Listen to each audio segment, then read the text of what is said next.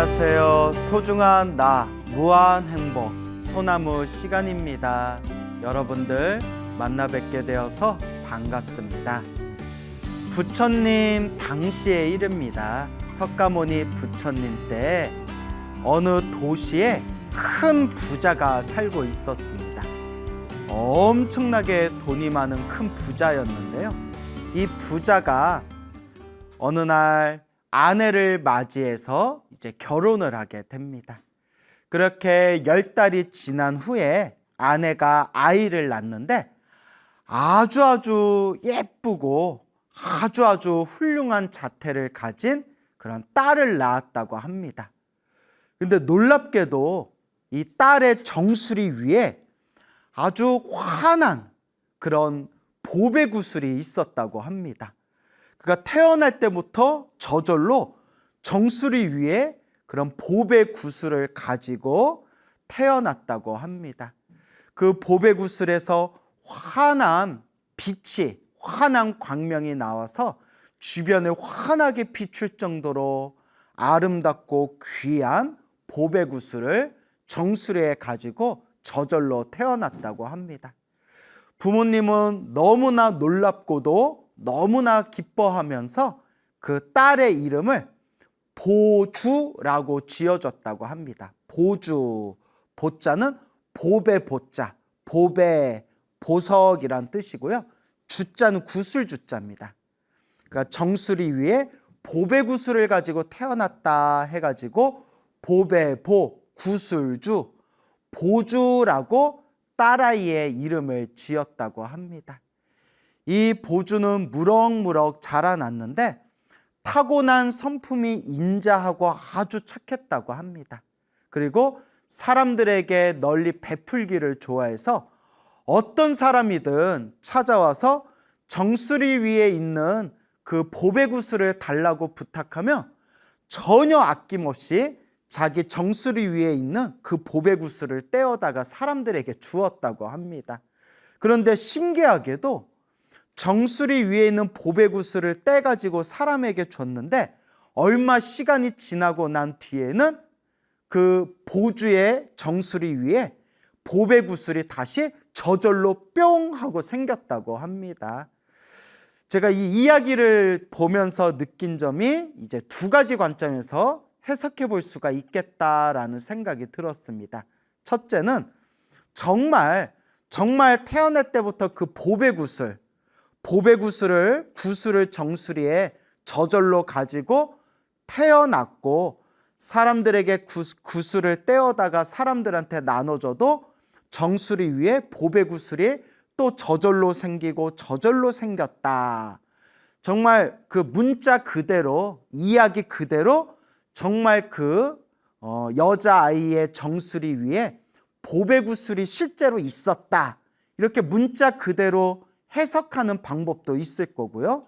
두 번째 관점에서 소위 합리적인 걸 좋아하는 현대인들 관점에서 재해석해 보자면 그 정수리 위에 타고난 그 보배구슬이 상징하는 게 크나큰 재물복, 재복이다라고 우리가 해석해 볼 수도 있습니다. 그래서 재물복, 재복을 타고 태어났다.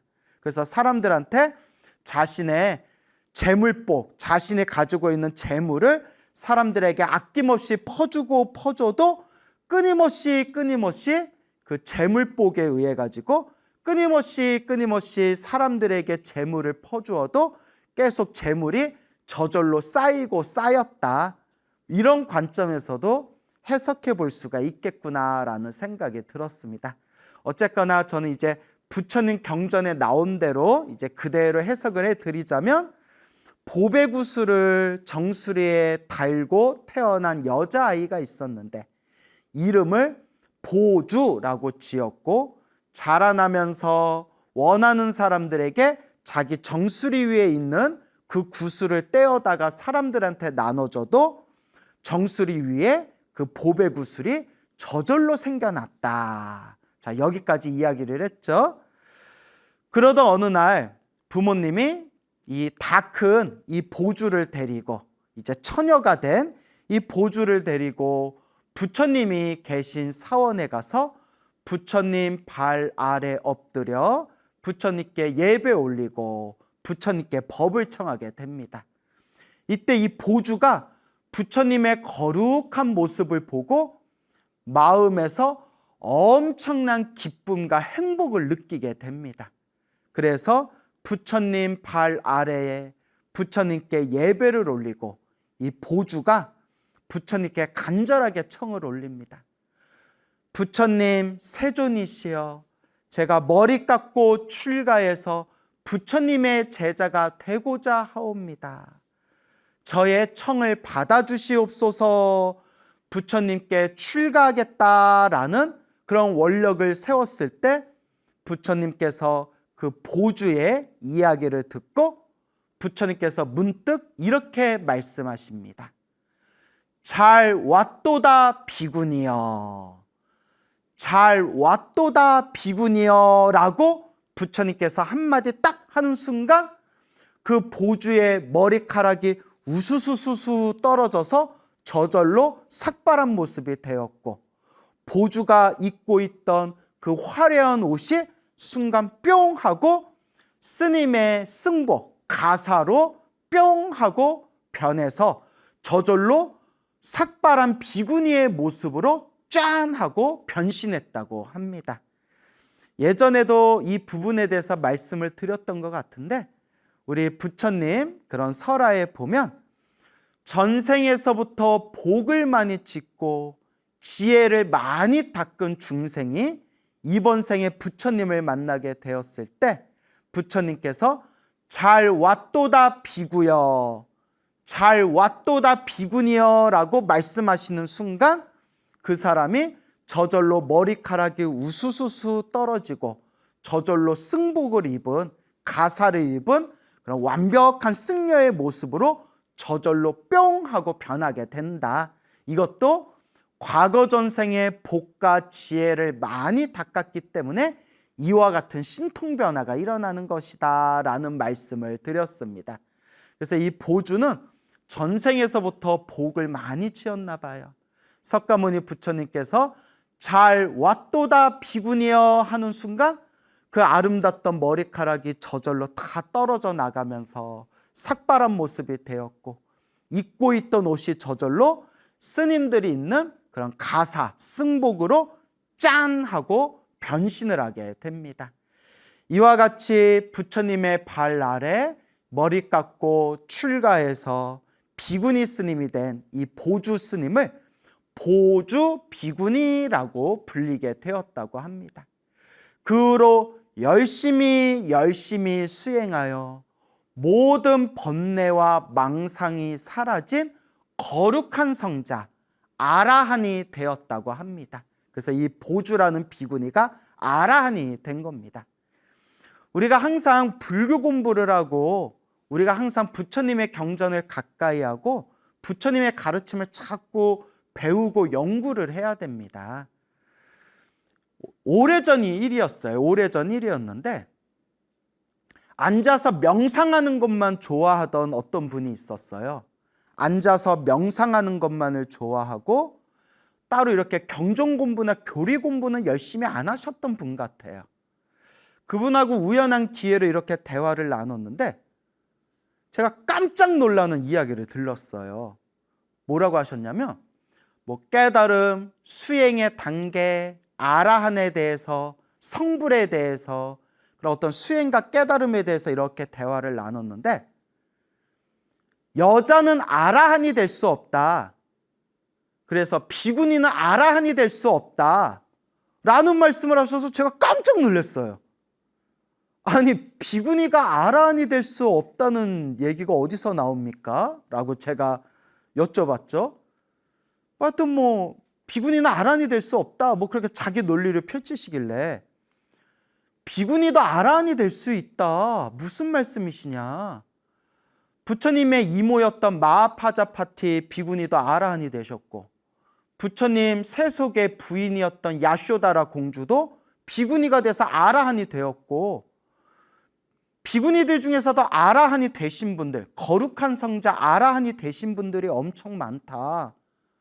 그리고 저한테 어디에 나오느냐 해가지고 제가 가만히 있다가 아니, 부처님 경전에 다 나오는데 어디서 나오는 말이냐 하면 내가 뭐라고 대답해야 되겠냐.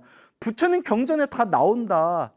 하다못해 부처님 생애, 부처님 일대기에도 그 비구니들과의 에피소드 부분에서 아라한이 되신 비구니들 이야기가 많이 나온다 했더니 그냥 잠자코 그냥 가만히 그냥 침묵을 지키시더라고요. 그때 제가 느낀 게 앉아서 명상을 열심히 할 것이 아니라 물론 참선도 하고 명상도 열심히 해야 되겠지만 좀 기본적으로 불교 교리를 좀 공부해야 되겠다. 이렇게 경전 공부를 안 하고 불교 공부를 열심히 안 하니까 비구니가 아라한이 될 수 없다라는 저렇게 생뚱맞은 이야기를 하시는구나 라고 그때 제가 느꼈던 적이 있었습니다. 그래서 우리가 자꾸 부처님의 경전 공부를 하고 자꾸 올바르게 부처님 교리 공부를 해야 됩니다. 근데 이 교리 공부가 솔직히 복잡해요. 깊이 들어갈수록 종파마다 학파마다 큰 스님들마다 깊이 들어갈수록 견해가 저마다 달라요. 그래서 공부를 깊이 하면 깊이 할수록 똑같은 부처님의 경전, 똑같은 부처님의 가르침인데 해석하는 방식이 이렇게 저마다 다르구나 라는 것을 느낀 적이 있었거든요.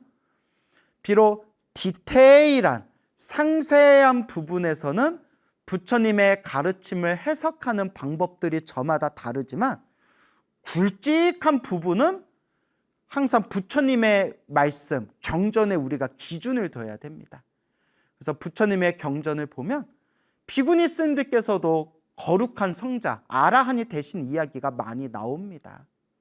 자, 어쨌거나 이 보주라는 비구니가 거룩하신 모든 번뇌와 망상이 사라지고 탐진치 삼독이 소멸한 윤회에서 벗어난 거룩한 성자, 아라한이 되십니다.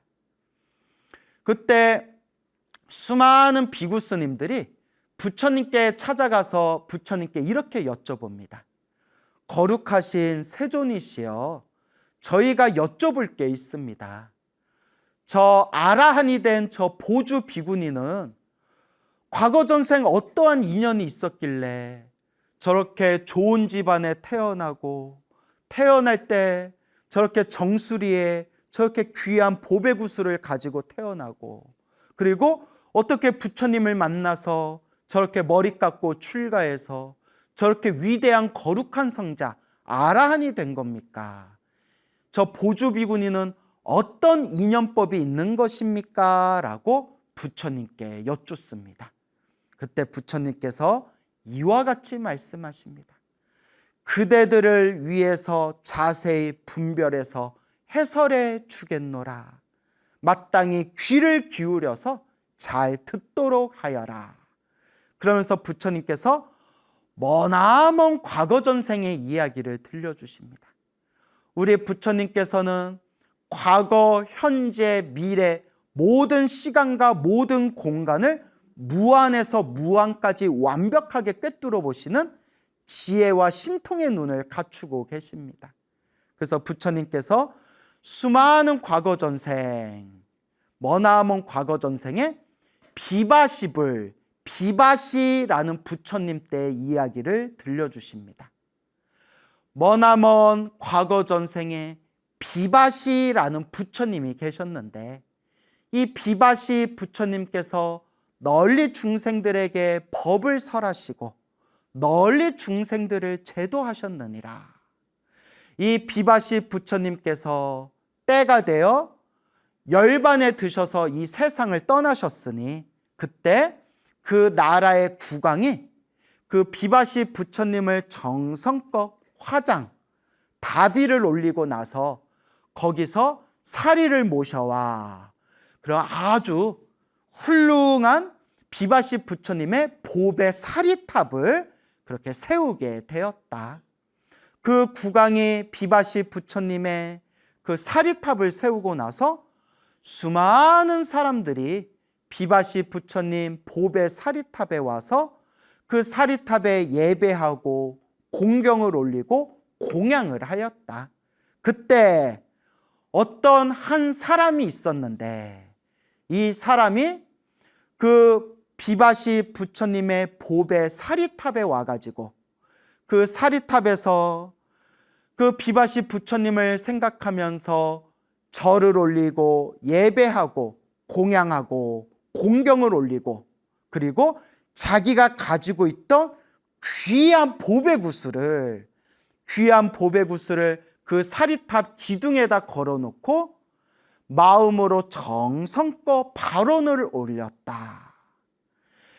이와 같이 그 사리탑에 보배구슬을 올렸던 그 사람은 그 후에 목숨이 다한 뒤에 태어나고 죽고 태어나고 죽는 윤회의 흐름 속에 지옥, 악의 축생 같은 사막도에 떨어지지 아니하고 항상 인간 세상, 천상 세상에서, 하늘 세계와 인간 세상에서 크나큰 즐거움을 누리게 되었다.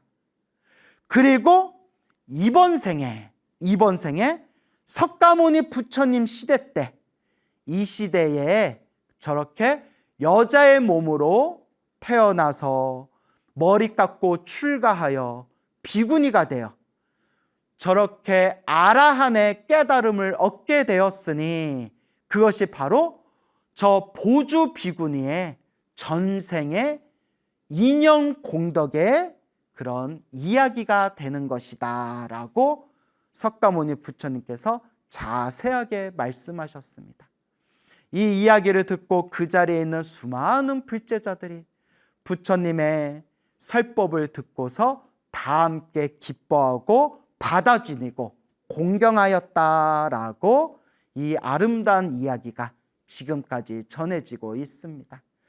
이 보주 비구니가 이렇게 태어날 때부터 정수리에 보배구슬을 가지고 태어나고, 어렸을 때부터 이렇게 착하고 인자한 마음을 가지고, 또한 다 커서 석가모니 부처님을 만난 뒤에 그 자리에서 머리 깎고 출가해서 저렇게 위대한 성자 아라한이 될 수 있었던 것도 머나먼 과거 전생에서부터 지었던 자기가 지은 선업과 공덕의 힘이 있었기 때문이다 라는 것을 우리가 늘 명심하면서, 늘 항상 우리가 자그마한 공덕이라도 쉬지 않고 내 형편것만이라도 늘 복을 짓고 선업을 짓고 공덕을 쌓을 수 있도록 노력해야겠습니다.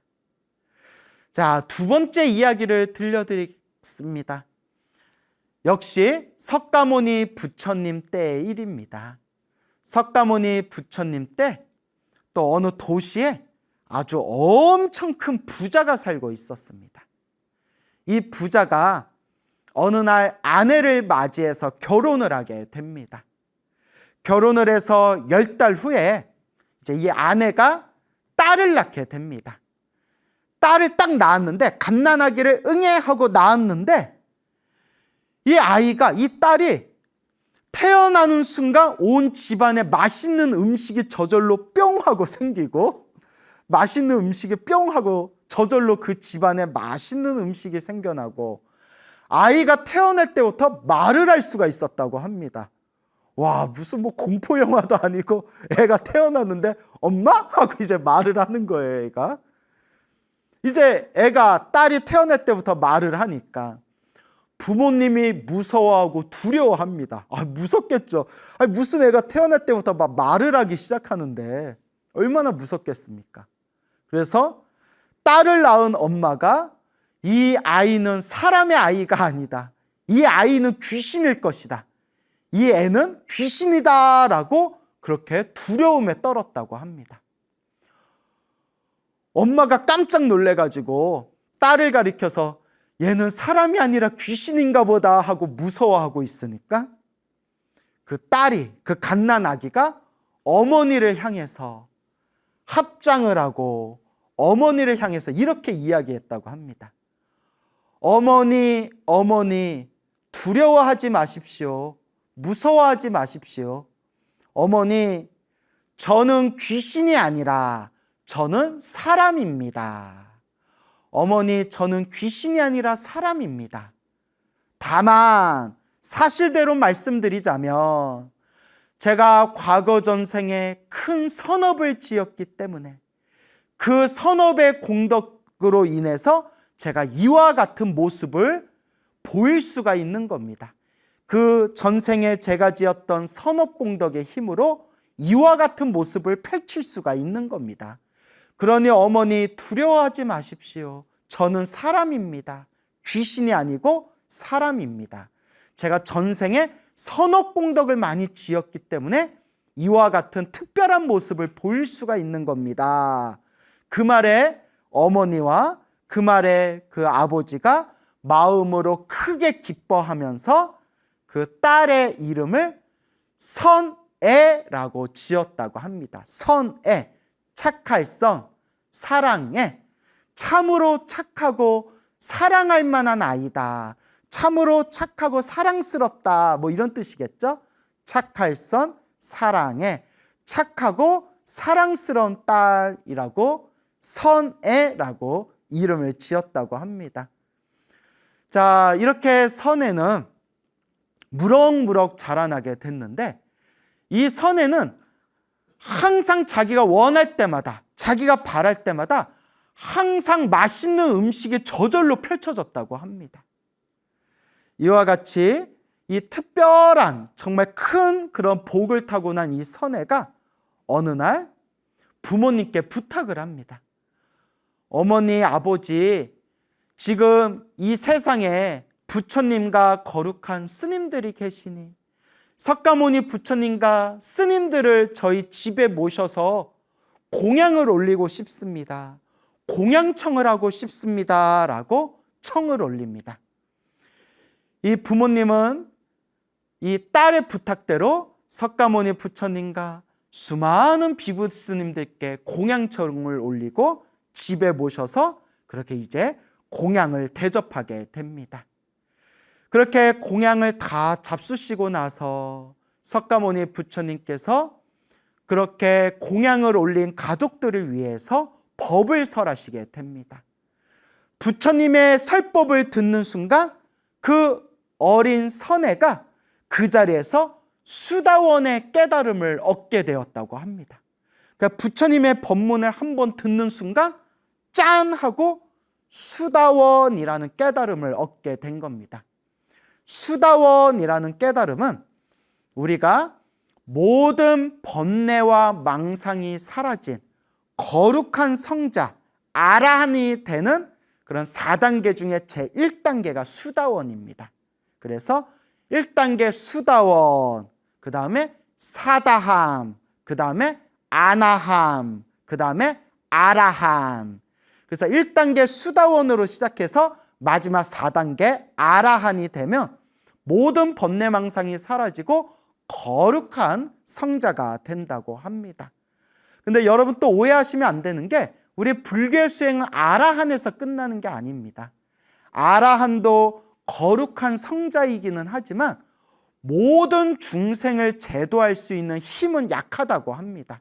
그래서 모든 아라한들의 스승님이 바로 거룩하신 세존, 열애, 바로 부처님이 되시는 겁니다. 그래서 우리 대승불교의 목표는 비록 아라한이 거룩한 성자기는 하지만 아라한을 목표로 두지 않고 모든 중생을 제도할 수 있는 지혜와 자비를 완벽하게 갖춘 부처님이 되는 것을 대승불교의 목표로 두고 있습니다. 그래서 대승불교의 맥을 잇고 있는 우리 한국불교도 불자님들끼리 법회가 끝나면 서로 함께 합장하고 인사하면서 뭐라고 인사하죠? 성불하세요, 성불하세요 라고 인사하지 않습니까? 그래서 이와 같이 아라한도 거룩한 성자지만 대승불교에서는 아라한조차도 목표로 두지 않는다. 저 부처님과 똑같은 성불을 하는 것을 바로 목표로 삼고 있다라는 것을 불교 상식으로 알아두시기를 바랍니다. 어쨌거나 수다원, 사다함, 아나함, 아라한 중에서 그 어린 선애가 부처님의 법문을 듣고 그 자리에서 수다원의 깨달음을 얻게 됩니다. 그래서 우리 부처님 경전에 보면 비록 1단계 깨달음이라 하더라도 수다원의 깨달음은 하늘을 지배하는 하늘의 신보다도 더 고결하고 더 귀한 존재다. 하늘의 신이 되는 것보다도 이 수다원의 깨달음을 얻는 것이 훨씬 더 훌륭하고 대단한 것이다 라고 부처님 경전에 나옵니다. 선해가 수다원의 깨달음을 얻고 나서 이제 다 큰 처녀가 됩니다. 불심이 충만한 이 선해가 부모님께 제가 머리 깎고 출가해서 부처님 제자가 되겠습니다 라고 부모님께 허락을 구합니다.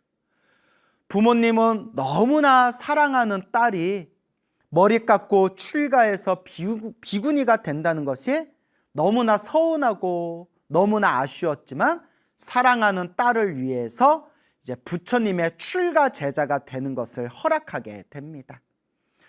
선해가 머리 깎고 출가하기 위해서, 비구니가 되기 위해서 부처님이 계신 사원으로 향했을 때 부처님께서 출가하기 위해서 다가오는 그 선해를 바라보면서 부처님께서 이와 같이 말씀하십니다.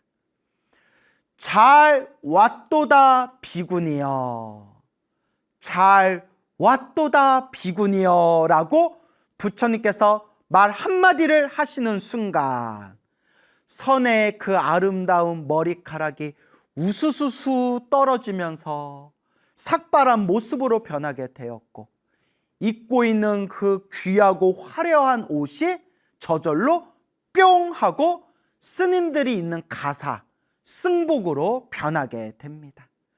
잘 왔도다 비구니여 라고 부처님께서 말씀하시는 순간 완벽한 출가자의 모습으로 몸이 변하게 됩니다. 그리고 그때부터 선해를 선해 비구니라고 부르게 됩니다. 그렇게 부처님 아래에서 열심히 수행했던 이 선해 비구니는 모든 번뇌와 망상이 사라진 거룩한 성자 아라한이 되게 됩니다. 아라한이 돼서 모든 하늘의 신들과 모든 사람들의 존경을 받게 됩니다. 어느 날 부처님께서 1250인의 비구 스님들과 함께 길을 걷고 계셨을 때 때마침 점심 공양이 다가오게 됩니다.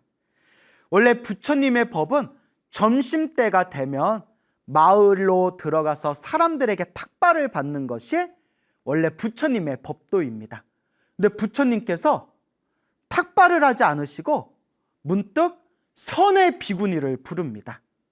선해 비구니를 부른 뒤에 선해여, 이 자리에 있는 1250인의 비구들을 위해서 음식을 공양 올리거라. 이 말을 듣고 수많은 사람들이 의아함에 빠지게 됩니다. 아니, 공양을 하시려면 마을에 가셔서 탁발을 하시거나 아니면 부처님께서 무슨 신통력으로 음식을 뿅 하고 만드셔야지 왜 선해 비구니 스님한테 이 1250인의 비구 스님들에게 공양을 올리거라 라고 왜 말씀하실까? 라고 사람들이 의아함에 빠지고 있는데 그때 선해 비구니가 부처님이 가지고 계신 바루를 딱 받고 그 부처님의 바루를 허공에다 휙 던지는 순간 부처님의 바루에 진귀한 음식이 가득 차오르고 또한 그 자리에 있던 1250인의 비구 스님들의 그 바리떼, 바루 안에 진귀한 음식이 저절로 짠 하고 차올랐다고 합니다. 와, 평생 굶어 죽을 일은 없겠네요. 그렇죠, 여러분? 이때 그 옆에 있던 아난 스님이, 부처님의 시자였던 아난 스님이 이 희유하고 이 신비로운 모습을 보고 부처님께 여쭙습니다. 거룩하신 세존이시여, 참으로 놀랍고 놀랐습니다. 저 선해 비구니는 전생에 어떠한 인연 공덕이 있어서 어떠한 공덕의 힘이 있어서 저렇게 바라고 원하는 것만으로 이와 같은 수많은 진귀한 음식들을 만들어낼 수 있는 것입니까? 라고 했을 때 부처님께서 다음과 같이 말씀하십니다. 그대들을 위해서 자세히 분별하여 해설해 주리라. 귀를 기울여서 잘 듣도록 해라. 머나먼 과거 전생에 가섭부처님 시대 때 가섭불, 우리 석가모니 부처님 바로 이전에 출연하셨던 부처님을 가섭부처님이라고 합니다. 가섭불, 가섭부처님. 그리고 석가모니 부처님 이후에 미래에 오실 부처님을 미륵부처님이라고 합니다. 그 우리나라의 희한한 그런 사이비 종교들 중에 내가 미륵이다라고 하는 그런 종파들이 있습니다. 자, 이거는 다 말도 안 되는, 이건 다 사기니까 우리 불자님들이 그런 거에 절대 속거나 현혹돼서는 안 됩니다. 예? 내가 미륵이다 하는 사람은 그냥 사기꾼이구나 라고 생각하시면 됩니다. 경전에도 나오죠. 미륵부처님은 56억 7천만 년 후 용화세계에서 우리 중생들의 수명이 8만 4천 세였을 때 이 세상에 출현하셔서 중생들에게 법을 설하시리라 라고 부처님 경전에 분명히 나오지 않습니까? 그래서 저도 주변에 이렇게 보면 내가 하나님이다, 내가 예수님이다, 내가 부처님이다, 내가 부처님 화신이다, 내가 미륵이다 라는 사람들이 있더라고요. 예, 다 사입이다 라고 생각하시고 우리 부처님 경전을 의지하면서 바른 마음으로 수행하시는 불자님들은 절대 그런 말에 현혹되거나 속지 마시기를 바랍니다. 자, 어쨌거나 석가모니 부처님 이전의 부처님을 가섭부처님이라고 하고요, 석가모니 부처님 이후의 부처님을 미륵부처님이라고 합니다. 그래서 미래불이라고 부릅니다. 미래에 오실 부처님이다. 그때 부처님께서 계속해서 말씀을 이어나가십니다. 가섭부처님 시대 때 가섭부처님께서 수많은 비구스님들과 함께 마을에 들어와서 탁발을 하시는데 그때 어느 큰 부잣집에 여자 하인이 있었다. 여자 종이 있었다. 여자 종이 있었는데 이 어린 여자 종이 주인이 손님들과 함께 와서 드실 그런 식사를 준비하였는데 그때 가섭부처님이 비구 스님들과 탁발을 오신 모습을 보고 호련히 마음에 크나큰 기쁨을 느끼면서 가섭부처님과 그 비구 스님들께 주인과 손님이 드실 그 식사, 그 음식을 가섭부처님과 비구 스님들께 공양을 올렸다. 아이고, 이런 거 이제 함부로 하다가 나중에 또 못된 주인을 만나가지고 네가 뭔데 내가 먹을 걸 네 마음대로 주냐 하면서 또 두들겨 맞으면 어떡해요. 어쨌거나 불교설화에 나오는 내용입니다. 그 여자 종이 주인과 손님들이 드실 그 점심거리, 그 음식물을 가섭부처님과 비구 스님들께 공양을 올리게 되었다. 그때 시간이 되어 주인이 손님들과 함께 딱 식당에 왔는데 음식이 없어요. 이거 뭐지? 오늘 뭐 서프라이즈의 시간인가? 야, 밥이 어디 갔냐? 야, 내 차려놓으라는 그 음식 다 어쨌냐? 했는데 그 여자 종이 하는 얘기가 가섭부처님과 비구 스님들이 탁발을 오셨기에 제가 주인님과 손님들이 드실 이 음식을 부처님과 스님들께 공양 올렸습니다. 저에게 벌을 내려주십시오. 다행히 주인이 착한 사람이었어요. 착하니까 다행이지. 못된 주인 만났으면 어쩔 뻔했어요. 주인이 너무 기뻐하면서 잘했다, 정말 잘했다. 네가 정말 큰 복을 지었구나. 큰 공덕을 지었구나. 정말 잘했다. 내가 너를 마땅히 자유로이 너를 노예에서 해방시켜 주겠다. 너는 이제 더 이상 내 종이 아니다. 너 편하게, 너 편한 대로 자유롭게 살도록 해라. 참으로 잘했다라고 크게 칭찬을 해주면서 그 어린 여자 종을 이제 평민으로, 자유인으로 이제 그렇게 노예 계약에서 풀어주게 됩니다. 그때 여자 종이 주인에게 간곡하게 청을 올립니다. 이왕 저를 노예에서 저를 풀어주실 거면 저는 그렇다면 저 부처님의 머리 깎은 제자가 되어서 스님이 되겠습니다. 허락해 주십시오. 아니 어차피 노예 계약 끝나고 평민이 되면 얼마든지 마음대로 출가하면 되는데, 그런데 이 어린 여자 종이 주인에게 정 그렇다면 저는 제가 노예 계약이 이것이 이제 풀어진다면 저는 머리 깎은 스님이 되겠습니다. 주인이 크게 기뻐합니다. 너 편한 대로 하거라. 그대가 하고 싶은 대로 하거라.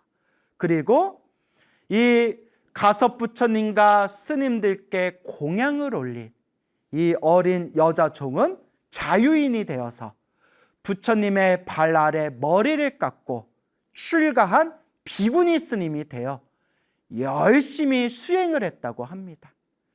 그때 가섭 부처님과 스님들께 정성스럽고 공경스러운 마음으로 그렇게 공양을 올린 공덕으로 이 비구니는 태어나고 태어날 때마다 항상 온갖 부귀와 영화와 즐거움을 누렸고, 이번 생에 태어났을 때 석가모니 부처님의 제자가 되어 저렇게 선의 비구니가 된 것이고, 태어날 때부터 원하기만 하면 저렇게 맛있고 귀한 음식이 저절로 생겨나는 그런 공덕을 얻게 된 것이다.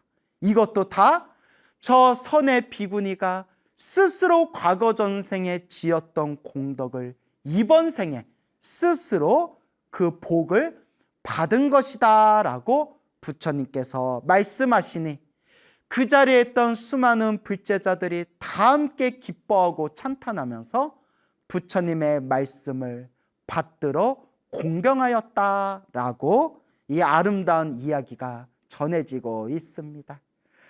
자, 이렇게 오늘 여러분들에게 태어날 때부터 정수리에 귀한 보배구슬을 가지고 태어난 보주 비구니 스님의 이야기와 태어날 때부터 자기가 원하기만 하며 온갖 귀하고 좋은 음식이 펼쳐지는 선의 비구니 스님의 이야기를 오늘 여러분들에게 전해드렸습니다.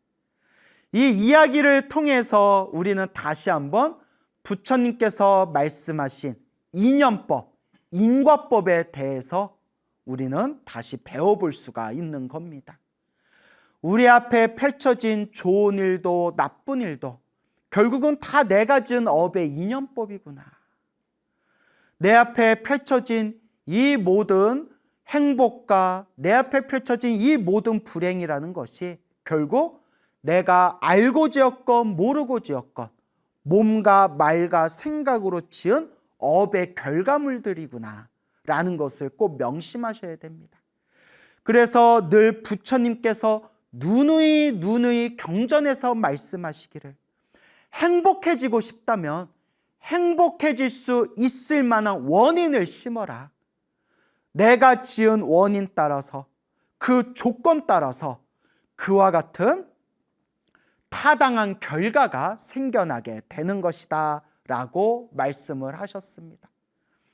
어떤 사람은 무슨 일을 하든 술술 일이 잘 풀리는 사람이 있고, 돈을 써도 항상 돈이 부족하지 않은 사람들이 있습니다. 어떤 사람은 아무리 노력해도 자꾸 일에 장애가 생기고 일에 막힘이 생기고, 노력하고 돈을 벌어도 돈이 줄줄 새어나가는 사람들이 있습니다. 이것도 다 내 복의 그릇, 다 자기 복대로 살아가는 겁니다. 그래서 불교 공부를 열심히 한 사람들은 남을 원망하거나 시기하거나 질투하지 않습니다. 불교 공부를 열심히 하는 사람들은 남을 부러워하는 마음이 점점 사라집니다. 왜냐? 결국 다 자기 복대로 살아가는 거구나라는 것을 스스로 알게 되기 때문입니다. 그러면 진정한 불자라면, 행복하게 살고 싶다면 결국 진정한 불자는 어떤 선택을 할까요?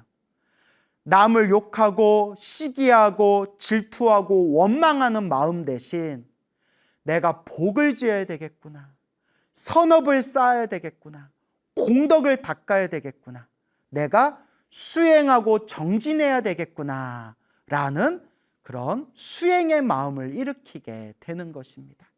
그러니 여러분, 우리가 인생을 살아가면서 결국 다 내 업대로, 내가 지은 인연대로 다 복대로 살아가는구나 라는 것을 명심하면서 항상 우리 마음을 잘 닦으며 수행정진할 수 있도록 노력하고 노력해야 할 것입니다. 여러분, 행복해지고 싶습니까? 행복한 삶을 창조하고 싶습니까? 복을 지으십시오. 선업을 지으십시오. 공덕을 쌓으십시오. 복과 선업과 공덕의 힘이 여러분들을 진정한 행복의 길로 이끌어 줄 것입니다. 오늘 여기서 마치겠습니다. 여러분, 성불하십시오.